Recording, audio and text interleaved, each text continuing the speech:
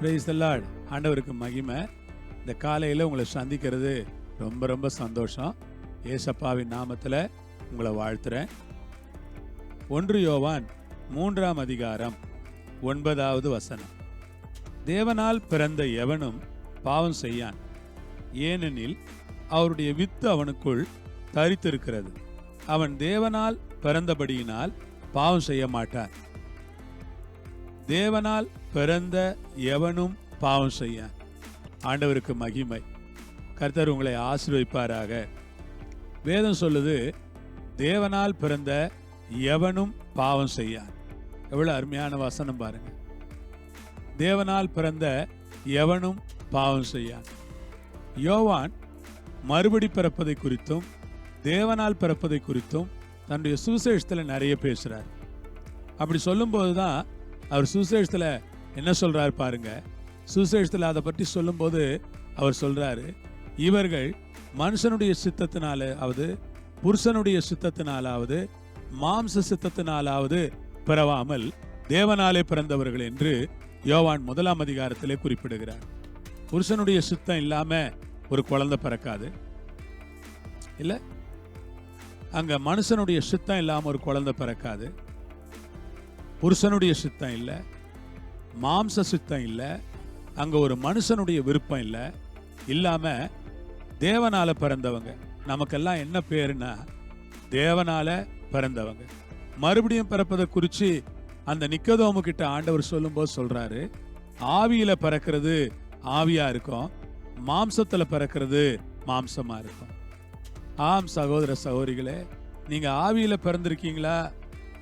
ஆவியினால பிறந்த தேவஜனமா நீங்க? ஆவியில பிறந்திருந்தீங்கன்னா ஆவியில பிறக்கிறது ஆவியா இருக்கணும் மாதிரி நீங்க ஆவிக்குரியவங்களா இருப்பீங்க. நம்ம எப்படி பிறக்கணும்? ஆவியில பிறக்கணும், ஆவிக்குரியவங்களா பிறக்கணும். அதுக்காக ஆண்டவரை நான் ஸ்தோத்திரம் பண்றேன். இந்த நேரத்தில் நீங்க ஒரு ஆவிக்குரிய ஜனமா இருங்க, ஆவிக்குரிய விசுவாசிகளா இருங்க, ஆவிக்குரிய மக்களா இருங்க. தேவனால் பிறந்த எவனும் பாவம் செய்யான். தேவன் பாவம் செய்ய மாட்டார். அப்ப தேவனுக்கு பிறந்தவன் எப்படி பாவம் செய்வான்? எவ்வளவு நல்லா இருக்கு அந்த வார்த்தை பாருங்க. தேவன் பாவம் செய்ய மாட்டார், தேவனுக்கு பிறந்தவனும் பாவம் செய்ய மாட்டான். ஆமே. எங்க அப்பா குடிகாரனா இல்லைன்னா நான் குடிகாரனா மாறுறதுக்கு சாத்தியம் ரொம்ப கம்மி. ஆனா எங்க அப்பா குடிகாரனா இருந்தாருன்னா நான் குடிகாரனா இல்லைன்னா அது ஆச்சரியம். அதே மாதிரி தேவனால பிறந்த பிறகு தேவன் எவ்வளவு பரிசுத்த, நான் எப்படி பாவம் செய்ய முடியும்? பாவம் செய்ய முடியாது. அதே மாதிரி அவருடைய வித்து எனக்குள் தரித்திருக்கிறது. அந்த தேவனுடைய வித்து, இந்த இடத்துல அவருடைய வித்து என்பது அவருடைய வார்த்தை, அவருடைய வசனம், அவருடைய வல்லமை உள்ள வார்த்தைகள். இதைத்தான் வித்து என்று அவர் குறிப்பிடுகிறார். அவருடைய வித்து அவனுக்குள் தரித்திருக்கிறது. தேவனுடைய வித்து எனக்குள் தரித்திருக்கிறது. அதற்காக ஆண்டவருக்கு ஸ்தோத்திரம். தேவனுடைய வித்து எனக்குள், வசனம் எனக்குள் தரித்திருக்கிறது. அவன் தேவனால் பிறந்தபடியினால் பாவம் செய்ய மாட்டான். எனக்குள்ள வசனம் இருக்கு, எனக்குள்ள கர்த்தருடைய வார்த்தை இருக்கிறது. நான் தினம் அதை படிக்கிறேன், தினம் அதை தியானிக்கிறேன், தினம் அதை பாடலாய் பாடுகிறேன், தினம் அதை சுற்றி என் வாழ்க்கை அமைந்திருக்கிறது. தேவனால் பிறந்த நான் பாவம் செய்ய மாட்டேன், பரிசுத்தமாய் வாழ்வேன். தேவன் எனக்கு கிருபை செய்வார். ஜெபம் பண்ணுவோமா?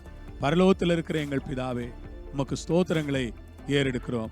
தேவனால் பிறந்தவன் எவனும் பாவம் செய்ய மாட்டான். தேவனுடைய வித்து அவனுக்குள் நிறைத்திருக்கிறது. அவன் தேவனால் பிறந்தபடியினால் பாவம் செய்ய மாட்டான்.